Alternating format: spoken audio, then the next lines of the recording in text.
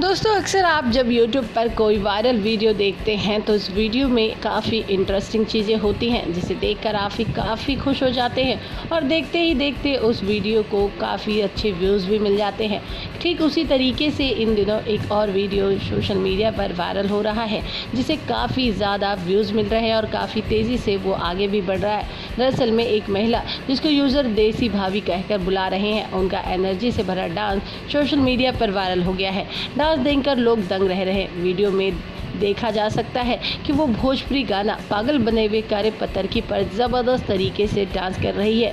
इस गाने पर भाभी और एक युवक ज़बरदस्त तरीके से डांस कर रहे हैं और उनका डांस देखने के बाद तो मानो सोशल मीडिया पर हर कोई इस भाभी को लाइक, शेयर एंड कमेंट कर रहे हैं। वेल दोस्तों, अब देखना ये इंटरेस्टिंग होगा कि ये वीडियो कितनी तेज़ी से और आगे बढ़ता है और क्या वाकई में देखते ही देखते ये देसी भाभी भी हो जाती है फेमस।